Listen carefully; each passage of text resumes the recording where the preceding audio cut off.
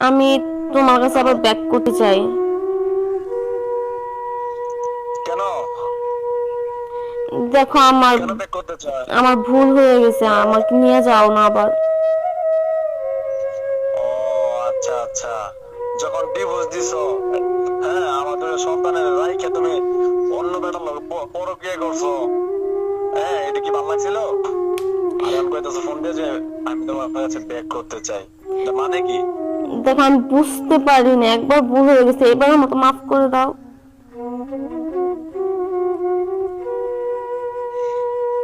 কোন ছেলে চাইবো না যে একটা ডিভোর্স হওয়ার পরে ওই নারীর আবার গ্রহণ করতে, বুঝছো? আর তুমি তো হচ্ছে তোমার ক্যারেক্টার লুজ, বুঝো নাই?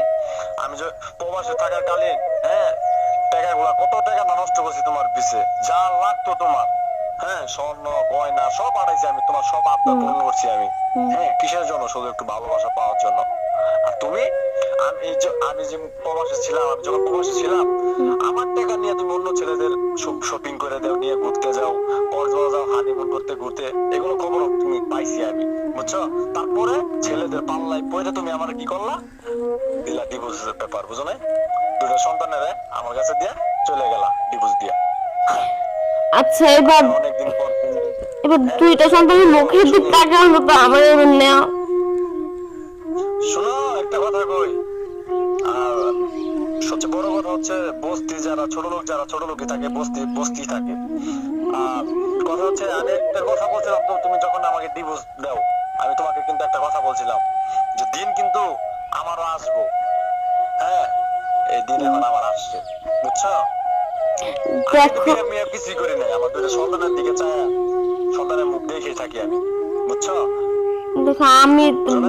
তখন বুঝতে পারি নাই, ভুল হয়ে গেছে, এখন তো আমি আমার তুমি সন্তানদের ছাড়া তুমি যে থাকতেও টাইমে, পারতাছি না। হ্যাঁ হ্যাঁ, তুমি যে টাইমে ডিভোর্সটা দিলা, একটা বাচ্চার বয়স আমার 8 বছর, আর একটা বয়স হয়েছে তোমার 3 বছর, হ্যাঁ, তোমার কি একটু মায়া দয়া ছিল না বাচ্চাদের প্রতি?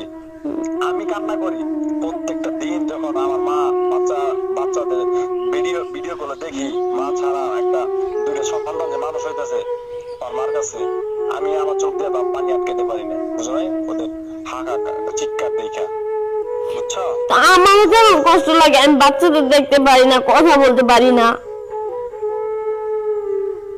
হ্যাঁ?